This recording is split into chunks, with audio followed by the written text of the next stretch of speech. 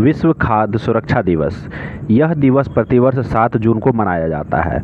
संयुक्त राष्ट्र महासभा द्वारा 2018 में प्रस्तावित इस दिन का उद्देश्य दुनिया भर में खाद्य जनित बीमारियों की न्यूनीकरण और अंततः उन्मूलन करना है। इस वर्ष चुना गया विषय स्वस्थ कल के लिए आज का सुरक्षित भोजन है, ताकि सही प्रकार के भोजन के सेवन को प्रोत्साहित किया जा सके, जिससे मनुष्य और हमारे पर्यावरण दोनों को लाभ हो।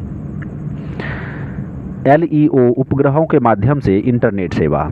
वनवेब ने रूस से अपने 36 LEO उपग्रहों के अगली खेप को प्रक्षेपित किया है।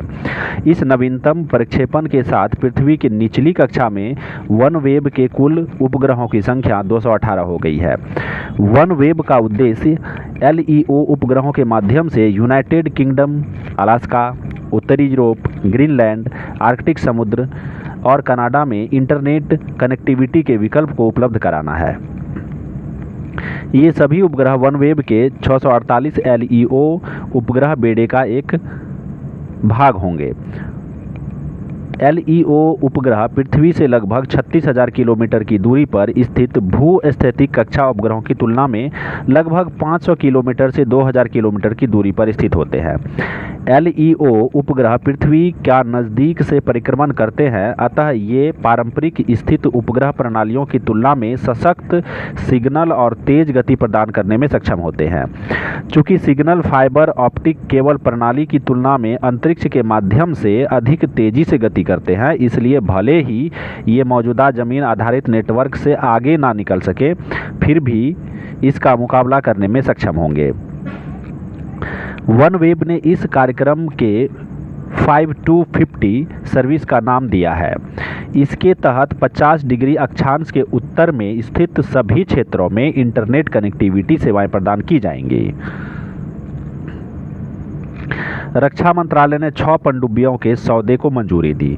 रक्षा अधिग्रहण परिषद ने रणनीतिक साझेदारी मॉडल के तहत परियोजना P75 के तहत 6 पारंपरिक पनडुब्बियों के निर्माण के लिए प्रस्ताव के लिए अनुरोध जारी करने की मंजूरी दे दी है।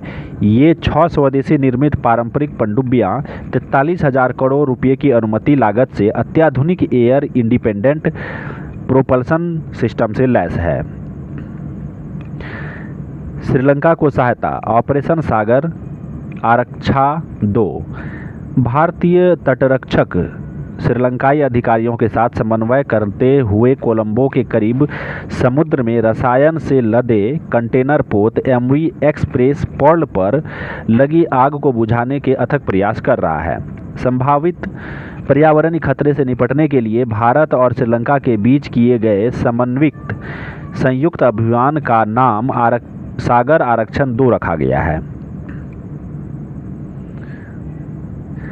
रणजीत सिंह डिसाले को विश्व बैंक का सलाहकार नियुक्त किया गया है।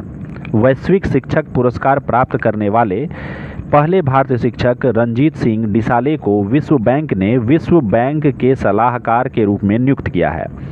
विश्व बैंक ने हाल ही में ग्लोबल कोच प्रोग्राम लॉन्च किया है, जो एक नई पहल है जो देशों को सेवाकालीन शिक्षक पेशेवर विकास कार्यक्रमों और प्रणालियों में सुधार करने में मदद करके सीखने में तेजी लाने के लिए केंद्रित है। नासा ने शुक्र ग्रह के लिए 2 नए मिशनों की घोषणा की। डाविंची प्लस और वेरिटास नामक मिशनों का चयन वैज्ञानिक मूल्य की, उनकी क्षमता और उनकी विकास योजनाओं के व्यवहारकर्ताओं के आधार पर किया गया है।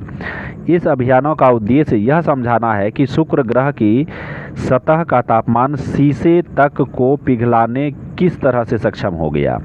नासा द्वारा प्रत्येक मिशन के लिए $500 मिलियन आवंटित करने की उम्मीद है, जो कि 2028 से 2020 के बीच लॉन्च होगा। चीन ने कृत्रिम सूरज रिएक्टर ने बनाया नया रिकॉर्ड। चीन के ईस्ट, जिसे कृत्रिम सूर्य प्रयोग के रूप में भी जाना जाता है, 101 सेकेंड के लिए 216 मिलियन फ़ारेनहाइट यानी कि 120 मिलियन सेंटीग्रेड के प्लाज्मा तापमान को प्राप्त करके एक नया रिकॉर्ड बनाया है। ऐसा माना जाता है कि सूर्य के मूल में तापमान 15 मिलियन सेल्सियस है। न्यूनतम अपशिष्ट उत्पादों के साथ स्वच्छ और असीमित ऊर्जा को पाने की देश की खोज में यह महत्वपूर्ण कदम है। यह मिशन सूर्य के ऊर्जा उत्पादन प्रक्रिया की नकल करता है। इसके रिएक्टर में एक उन्नत परमाणु संलयन प्रयोगात्मक अनुसंधान उपकरण शामिल है जो चीन के हेफई में स्थित है। यह 3 प्रमुख घरेलू टोकामकों में एक है जो